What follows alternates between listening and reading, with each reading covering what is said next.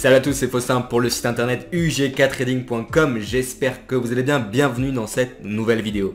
Aujourd'hui, je voudrais vous parler de quelque chose d'essentiel en trading, clairement super important, le risque-reward, le ratio gain-perte. C'est vraiment un aspect primordial dans la gestion du risque, dans le money management. Sans ça, sans gestion du risque, c'est difficile d'être rentable sur le long terme, surtout quand vous débutez.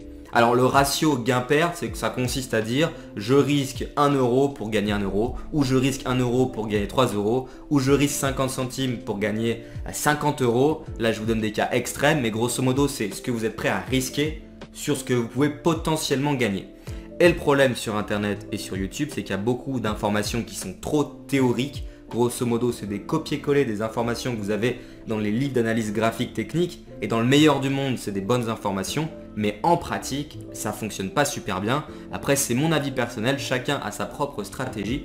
Et vous devez vous faire votre propre idée sur le sujet. En tout cas, moi, ce que je veux vous dire aujourd'hui, c'est que si vous utilisez des ratios un petit peu trop beaux, par exemple, je risque 10 pour gagner 30, 40, et généralement, vous allez vous faire stopper. Car le stop loss est un ordre qui est visible d'une part par le broker, donc par le market maker, et c'est aussi tout simplement un ordre de marché qui rentre indirectement ou directement sur un carnet, et les stop loss malheureusement sont faits pour être touchés.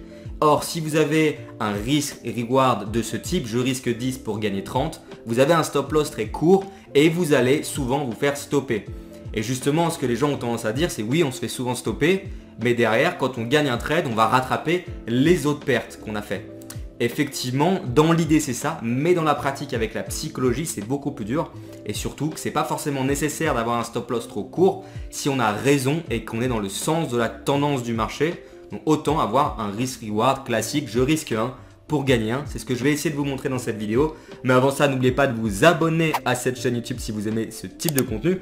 Et si vous avez des questions, comme d'habitude, mettez-les dans les commentaires. Si le sujet est intéressant, je ferai volontiers une vidéo sur le sujet. Allez, on passe sur mes écrans.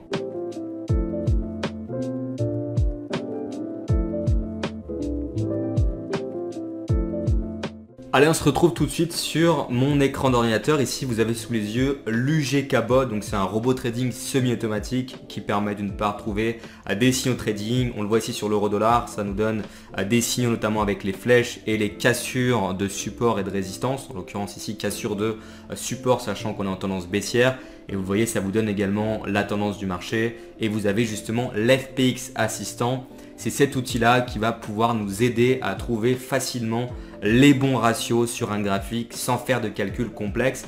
Donc cet outil, l'UGKBot, donc l'ensemble de ces services, c'est accessible directement sur le site internet ugktrading.com. C'est un outil aux alentours de 900 €. Parfois, il est accessible gratuitement à travers des brokers qui sponsorisent tout simplement cet outil. Donc si jamais vous êtes intéressé, n'oubliez pas d'aller directement sur le canal Telegram ou sur le site internet, vous nous contactez et on vous présente les offres qu'il y a par rapport à cet outil. Voilà pour la petite parenthèse.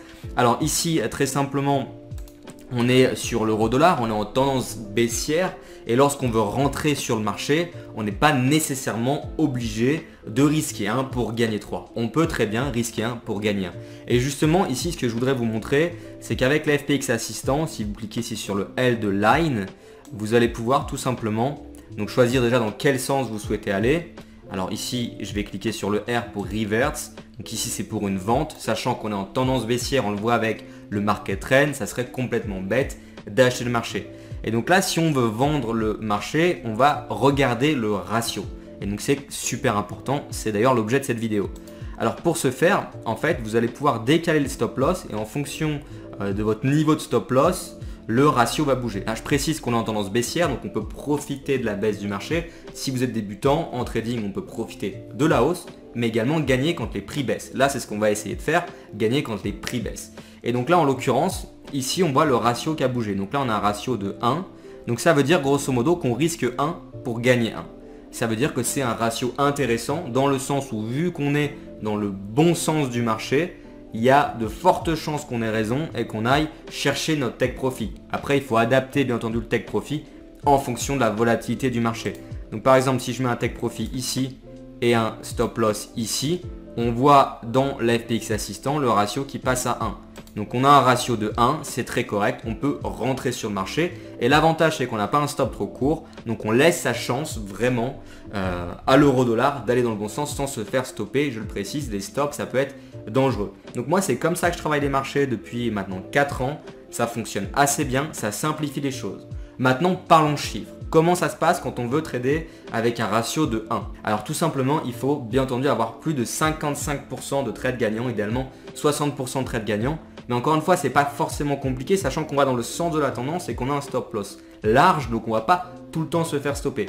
Alors en réalité, on pourrait penser qu'il faut gagner plus de 50% du temps, mais on a le spread. Et c'est ça souvent qui n'est pas forcément expliqué dans les formations ou sur internet, c'est que le spread, ça reste un handicap, c'est la commission du broker et ça impacte de manière indirecte ou même directe votre ratio. Donc idéalement, toujours avoir un ratio peut-être un petit peu plus de 1 si vous travaillez de cette manière. Et là, si on prend un exemple inverse, on va mettre un stop loss ici. Donc là, on a un ratio de 3, c'est souvent les 2,5, 3, peu importe. On a un bien meilleur ratio, encore une fois, d'un point de vue théorique. Le problème, c'est que là, notre stop loss, il est tout simplement en dessous d'un gros niveau de résistance ici qu'on a sur l'euro-dollar, d'ailleurs qui est matérialisé par l'UGK-Bot. Et le problème, c'est que c'est possible que l'euro-dollar remonte, on ne sait pas pourquoi, respire et rebondit sur ce niveau de résistance qui fait résister le prix, donc le support devient résistance, et revienne attraper son take profit. Mais entre-temps, on s'est fait stopper. Alors que si on a un ratio de 1, encore une fois, je me répète, on a un stop loss plus large et donc on a plus de chances de gagner et on se fait moins avoir par les market makers, les institutionnels et les traders professionnels qui vont chasser vos stops. Grosso modo, c'est comme ça que ça marche en trading. Il y a toujours un gagnant pour un perdant. Donc c'est vraiment super important. Vous devez juste garder en tête quel est le pourcentage de trades gagnants vous devez avoir pour que ça soit viable sur le long terme. Mais croyez-moi, vous allez gagner beaucoup plus souvent, donc moins stoppé. Et psychologiquement, c'est beaucoup plus facile pour vraiment rester motivé dans votre trading.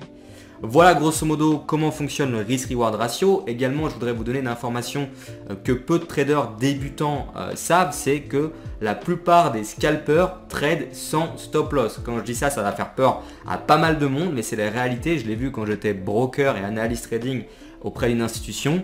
La plupart des scalpers rentables mettent ce qu'on appelle un daily stop. Ça veut dire grosso modo que sur leur trading, dans la séance, ils vont risquer 1 ou 2% de leur capital, à vous de choisir.